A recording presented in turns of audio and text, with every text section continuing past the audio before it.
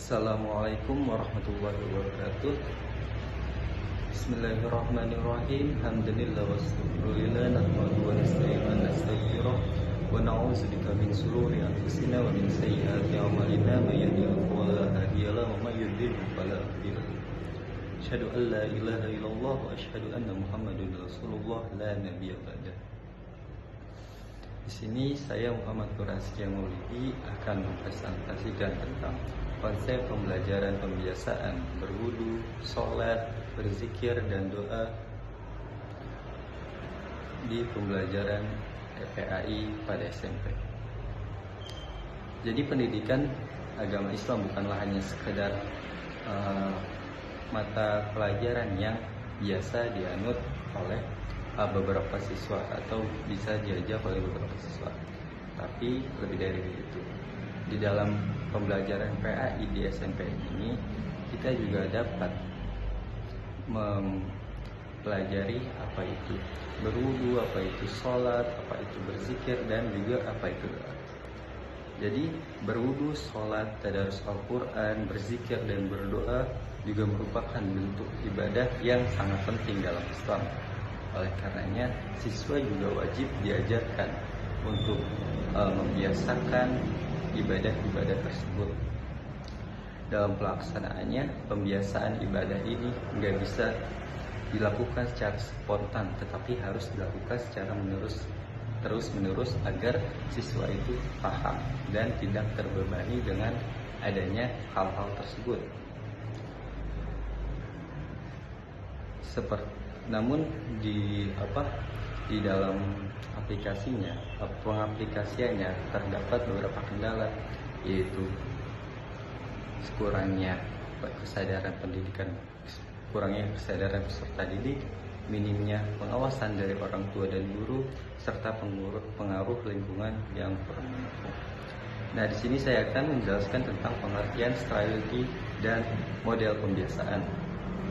Strategi merupakan suatu rencana atau cara yang dapat kita lakukan yang disusun secara sistematis untuk mencapai tujuan yang telah ditetapkan. Dalam dunia pendidikan juga strategi digunakan sebagai pedoman bagi pendidik dalam melaksanakan proses pembelajaran agar tujuan pendidikan itu terstruktur dan dapat tercapai secara efektif dan efisien. Dalam perspektif pendidikan Islam, strategi merupakan langkah-langkah yang dirancang untuk membantu peserta didik untuk mengembangkan potensi yang dimilikinya, tergantung dari sikap maupun keterampilan. Lalu pembiasaan merupakan proses membentuk sikap dan perilaku melalui latihan yang dilakukan secara berulang-ulang dan diterapkan sehari-hari. Lalu melalui strategi pembelajaran dan model pembiasaan yang dapat diterapkan secara konsisten, peserta didik dapat diharapkan mampu untuk mengembangkan karakter religius, disiplin, dan bertanggung jawab. Perilaku positif juga sebagai bagian dari kepribadiannya.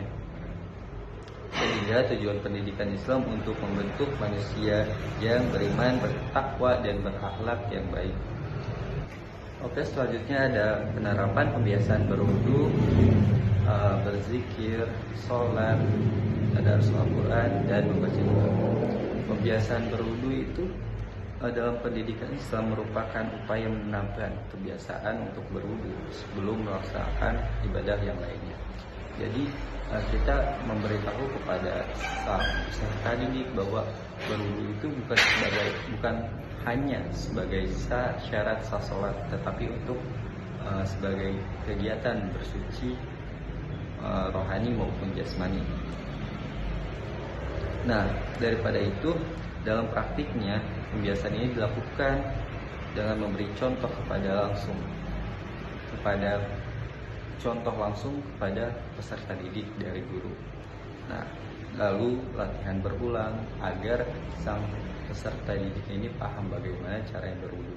Nah, dengan pembiasaan yang konsisten, peserta didik akan terbiasa menjaga kesucian diri setiap keadaan. Yang kedua, ada pembiasaan sholat. Pembiasaan sholat merupakan inti dari penanaman karakter religius peserta didik. Dalam pendidikan Islam, sholat dilakukan secara rutin dan berjamaah dapat membentuk disiplin, tanggung jawab serta kepatuhan terhadap aturan agama. Sekolah dapat menerapkan program seperti sholat zuhur berjamaah, sholat duha berjamaah, dan serta pengawasan pelaksanaan sholat dengan pembiasaan yang terstruktur. Sholat tidak lagi menjadi hambatan atau kewajiban yang berat, tetapi menjadi kebutuhan spiritual peserta didik. Lalu ada pembiasaan tadarus Al-Quran. Nah, tadarus Al-Quran juga di sini merupakan kegiatan membaca dan memahami ayat-ayat Al-Quran yang dilakukan secara berulang dan terjadwal. Jadi di sini Al-Quran itu nggak hanya dibaca, tapi dipahami makna-maknanya, dipahami arti-artinya.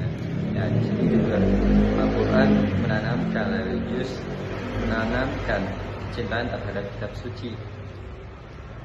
Dengan pembiasaan yang terus-menerus, peserta didik tidak hanya lancar membaca, tetapi juga dapat memahami apa intisari dari Al-Quran tersebut. Lalu ada pembiasaan berzikir. Zikir adalah aktivitas mengingat Allah Subhanahu wa Ta'ala melalui ucapan lisan yang diucapkan secara berangsur-angsur yang dianjurkan dalam Islam. Perbiasaan berzikir dapat dilakukan setelah sholat berjamaah. Jadi siswa setelah sholat berjamaah jangan langsung pergi atau selesai. Jadi kita berzikir dulu, astagfirullah. Nah, dengan kebiasaan yang berulang, berzikir akan menjadi bagian dari kehidupan sehari-hari peserta didik, bukan hanya kegiatan seremonial yang dilakukan terjadwal seperti hanya habis sholat atau hanya habis acara-acara tertentu. Jadi setiap waktu itu siswa akan berzikir karena kesadaran dirinya akan kecintaan berzikir tersebut. Lalu ada pembiasaan doa. Pembiasaan doa dalam pendidikan agama Islam ini merupakan menanamkan kesadaran bahwa setiap aktivitas manusia harus diawali dan diakhiri dengan mengingat Allah Subhanahu wa Ta'ala. Nah, doa dapat dibiasakan sebelum dan sesudah belajar, sebelum makan, sebelum berpergian, dan berbagai aktivitas lainnya. Nah, pembiasaan ini peserta didik akan terbiasa bersikap tawakal, rendah hati, dan bergantung kepada Allah Subhanahu wa Ta'ala dalam urusan kehidupannya. Nah, jadi di sini berdoa itu jadi sebagai acuan, atau setiap kita melakukan sesuatu kita harus berdoa. Dan setelah kita melakukan sesuatu itu kita juga harus berdoa. Agar apa? Agar kita diridhai oleh Allah Subhanahu wa Ta'ala. Karena bentuk doa itu bentuk suatu tawakal atau berserah dirinya seorang hamba kepada Allah Subhanahu wa Ta'ala. Ya, mungkin segitu saja dari saya. Mohon maaf bila ada salah kata atau salah ucap. Syukran wabillahi taufiq wal hidayah wa ridha wal inayah. Wassalamualaikum warahmatullahi wabarakatuh.